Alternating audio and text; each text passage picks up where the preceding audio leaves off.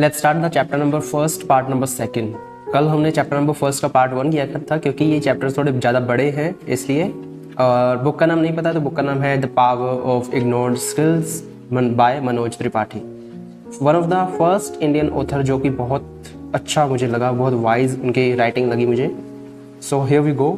N apple can change everything. Basically ये chapter observation के ऊपर बना हुआ है कि पावर ऑफ ऑब्जर्वेशन क्या होती है। An apple can change everything. इसमें उन्होंने एक कहानी बताई है।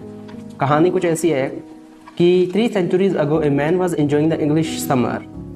ये बात की गई है 3 century पहले की, 16 के अराउंड की, ठीक है, जिसमें कि एक इंसान अपने समर वेकेशन मना रहा था एक पेड़ के नीचे बैठ के, और उसके सर पे एक एप्पल गिरा, मतलब सर पे गिरा या नीचे गिरा, कहीं भी गिरा। एंड उसने सोचा ये ऐसे नीचे ही क्यों गिरता है, साइड में क्यों नहीं गिरता, ऊपर क्यों नहीं जाता। बहुत ही स्टूपिड से क्वेश्चन उस टाइम के लिए थे, जिसके बाद उन्होंने मशक्क़त की, मेहनत की, ऑब्जर्व किया चीज़ों को, और उन्होंने ग्रेविटी का डिस्कवरी किया। यह बात हो रही है सर आइजैक न्यूटन की। Let's take a coffee break, not in literal way guys, but to understand how observation and action can revolution how we all drink coffee today. देखो ये बात है काफ़ी साल पहले की, ठीक है। If we list the best gift from the USA to the world in then all possibility it will be blue jeans, rock and roll and coffee. America का सबसे बड़ा जो योगदान है पूरे यूनिवर्स के, पूरे वर्ल्ड के लिए, वो मेनली 3 चीज़ें हैं। एक तो जीन्स, एक blue and rock and roll, and एक coffee. However, many do not. Coffee got a slow start in US and a revolt against the British King George III in 1773. देखो ये कहानियाँ हैं, अगर मैं तुम्हें ऐसे सुनाऊंगा तो तुम शायद बोर हो जाओगे। मैं ओवरऑल तुम्हें इसका स्ट्रक्चर बता देता हूँ एक बार। ये कहानी है एक इंसान की जिसका नाम है हॉवर्ड स्कलज। तुमने ये शायद नाम पहले भी सुना होगा, ठीक है। तो इसने क्या किया कि ये कॉफ़ी के लिए शायद कुछ बेचता था। रुको, क्या बेचता था ये? Popularity among masses, nevertheless coffee shop chain produce plastic cone। अच्छा हाँ, ये प्लास्टिक कोन बेचता था एक्चुअली कॉफ़ी के लिए। कॉफ़ी का काइंड ऑफ कप बोल सकते हैं, ठीक है। तो एक दुकान से ना, जो बहुत ही नॉर्मल दुकान थी, वहाँ से इसी कंपनी को बहुत ज़्यादा माल खरीदना पड़ता था हर बार। तो इसने सोचा कि ऐसी कौन सी कंपनी है जो मेरे से इतना माल खरीदती है। तो इसने जाकर देखा, इसको वो कॉफ़ी शॉप नॉर्मल लगी, ठीक है, लेकिन इसने जो ऑब्जर्व किया वहाँ पर जाके वो ये था कि जो वहाँ का स्टाफ था उनको कॉफ़ी के बारे में बेहद ज़्यादा नॉलेज थी। सेकंड थिंग, कॉफ़ी के बारे में बहुत ज़्यादा नॉलेज होने के कारण उन्होंने कस्टमर को बैठाकर उसका टेस्ट पूछते थे, उससे बातें करते करते उसके एकदम परफेक्ट टेस्ट की कॉफ़ी बनाकर लाते थे। और सेकंड थिंग कि उनका बिहेवियर बहुत अच्छा था। तो ये बात हॉवर्ड स्कलज को बहुत ज़्यादा पसंद आई। उन्होंने ये बाद में इस चेन में एज ए मार्केटिंग लीडर भी काम किया, लेकिन कहा सुनी के बाद उन्होंने ये छोड़ दिया 2-3 साल बाद। लेकिन फिर एक ऐसा टाइम आया जब इन्होंने वो कंपनी ही खरीद ली, और आज वो कंपनी $20 बिलियन की वर्थ रखती है वर्ल्ड वाइड। हाँ, आप सही सोच रहे हो, ये कॉफ़ी शॉप का नाम है स्टारबक। ये कहानी की थी स्टारबक की, इसमें भी ऑब्जर्वेशन का रोल था। दूसरा है ह्यूमन लाइफ में ऑब्जर्वेशन का role. Improving observation skill allow you to listen with more than just your ears and make better decision and perception. देखो, observation is an integral part of learning. Observation ना एक root cause है learning का। Theoretically and most common form of learning is observation learning. Theoretically बात करें, सबसे common form है learning की observational learning. Observational learning describe learning through watching other, retaining the information and then later replicating the observe behaviour, ठीक है। यहाँ पर सारी ऑब्जर्वेशन की बात की गई है कि हम जो भी चीज़ करते हैं उसमें सबसे बड़ा रोल होता है ऑब्जर्वेशन का, ठीक है। उसके बाद यहाँ पर एक बहुत ही ज़्यादा अच्छा एग्जांपल है। अगर आप क्रिकेट खेलना पसंद करते हो तो इसमें बोला है कि 16 मार्च 2012 को सचिन खेल रहा था, बैटिंग कर रहा था एक्चुअली। 16 मार्च 2012 को सचिन तेंदुलकर बैटिंग कर रहा था, और डेल स्टीन बॉलिंग कर रहा था। और the third ball of the 7th over, 7वें ओवर की तीसरी बॉल डेल स्टील ने बॉल करी, और सचिन तेंदुलकर ने बहुत अच्छा कवर ड्राइव किया। Then whole stadium erupted with joy, those who were watching on the TV set also started clapping, ठीक है। Millions watch the shot and enjoyed it.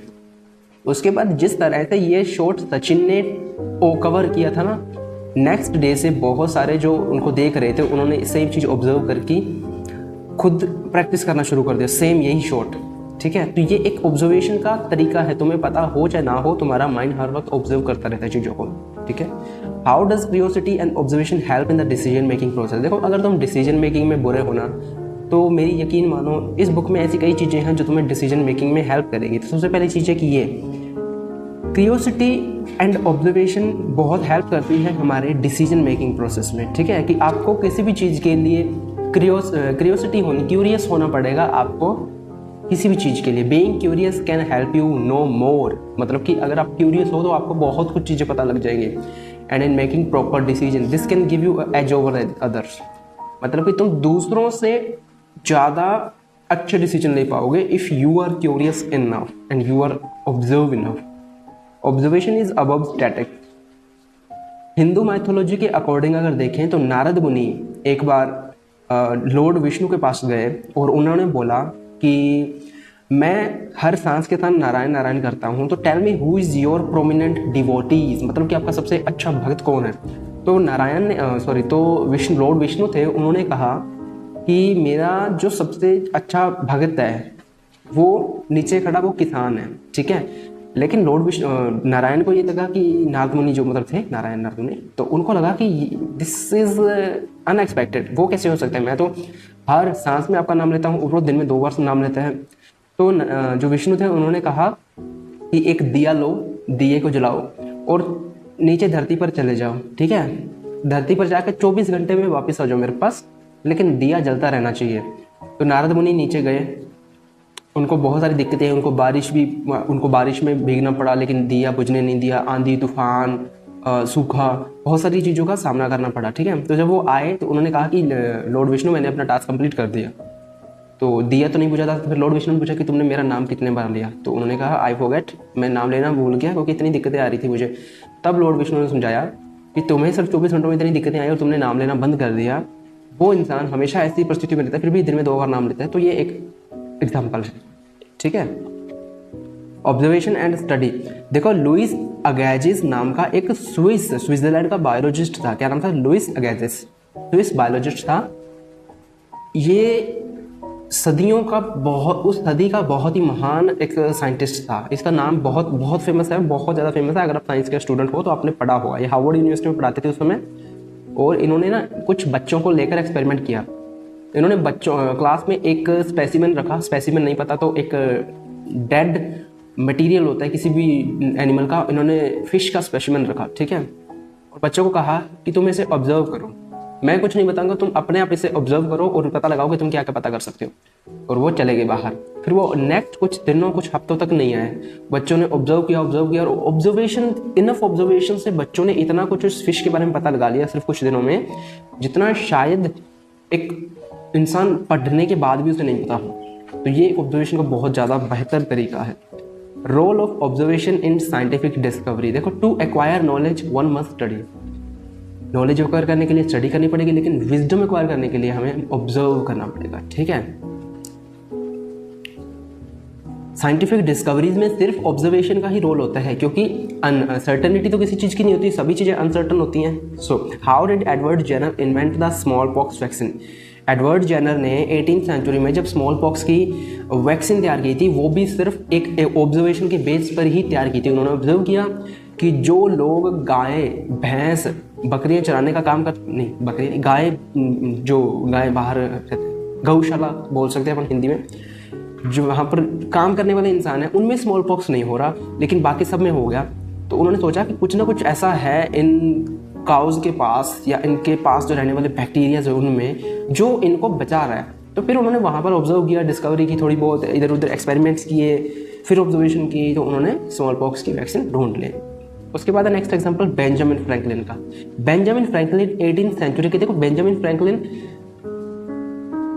ये शायद वही इंसान है बेंजामिन फ्रैंकलिन जो नहीं वो तो बेंजामिन ग्राहम है, हाँ ठीक है। बेंजामिन फ्रैंकलिन 18th सेंचुरी का most believed and wet clothing device, ठीक है। इसका भी एक एग्जांपल दिया हुआ है, क्या किसमें दिया हुआ है?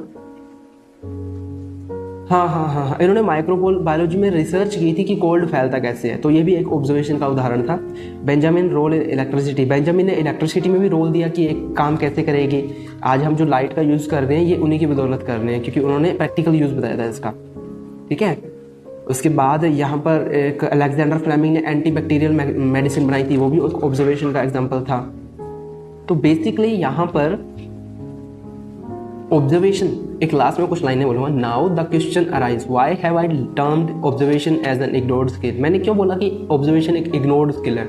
You might have notice the important of observation while going through the various anecdotes mentioned in this chapter. Tell me honestly, how many time have you tried to develop this? क्या तुमने कभी ट्राई किया है observation skill को develop करने का? नहीं किया. कोई कोर्स बाय किया ऑब्जर्वेशन के ऊपर? नहीं किया. तो हम इसलिए इसको एक इग्नोर्ड स्किल बोलते हैं. ठीक है. Not much of discussion happen on this topic, not many education courses is being offered and not many books have been written on observation skill. The simple reason behind the phenomena is something is very common which is usually ignored. देखो सबसे simple बात है कि जो चीज़ बहुत ज़्यादा common होती है उसको सभी इग्नोर करते हैं. तो ऑब्जर्वेशन इग्नोर इसलिए होती है क्योंकि कॉमन है, लेकिन एक्वायर करने के बाद इंसान अगर इसे यूज करे वाइजली तो वो महान बन सकता है. Now I hope you will try to best to develop observation skill through concentration and curiosity. और अब नेक्स्ट चैप्टर जो हम करेंगे, ये चैप्टर ये कंप्लीट होता है चैप्टर. नेक्स्ट चैप्टर हम करेंगे, बहुत अच्छा चैप्टर है, power of connecting the dots. Steve Jobs बनाने वाला चैप्टर है ये नेक्स्ट चैप्टर. तो see you in the next video. Bye bye.